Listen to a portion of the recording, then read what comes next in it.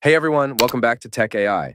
Today we're diving into the world of command prompt troubleshooting techniques. Whether you're a beginner or a seasoned pro, you'll find these tips incredibly useful for diagnosing and fixing common issues on your Windows PC.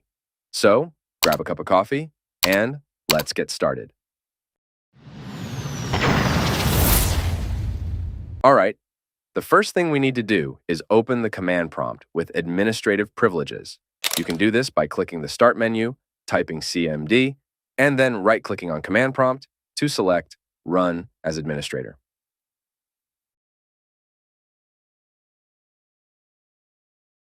Step 1. Checking disk errors with chkdsk. Our first troubleshooting technique involves checking your disk for errors using the chkdsk command. This is super handy if you're dealing with file system errors or bad sectors on your hard drive. To run chkdsk, type the following command and hit Enter. chkdsk c f r ix. You'll need to restart your computer for chkdsk to scan and fix issues. It might take some time, but it's worth the wait to ensure your drive is healthy.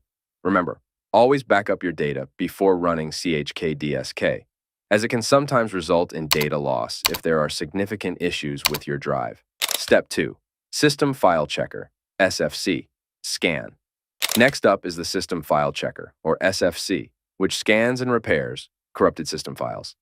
If your system files are damaged, you might experience crashes, blue screens, or other issues. To run an SFC scan, type the following command and press Enter. SFC Scano. This will start the scan, and it can take a while depending on your system. If SFC finds any corrupted files, it will replace them with a cached copy stored on your computer. Step 3. Network troubleshooting with ipconfig. Having network issues? The ipconfig command can help you troubleshoot and fix various network-related problems. Start by releasing and renewing your IP address. Type the following commands, pressing Enter after each. ipconfig, release, ipconfig, renew. This can resolve many connection issues by refreshing your IP address. Additionally, you can flush the DNS cache, which can help with DNS resolution problems. Just type ipconfig, flush DNs.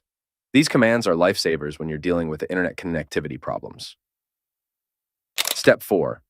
Viewing system information. Sometimes you need detailed information about your system to diagnose an issue.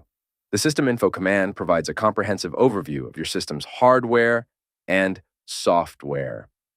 Type the following command and press Enter. System Info.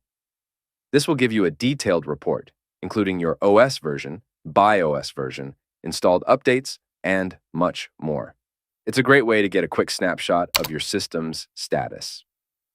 Step 5. Task list and task kill for managing processes.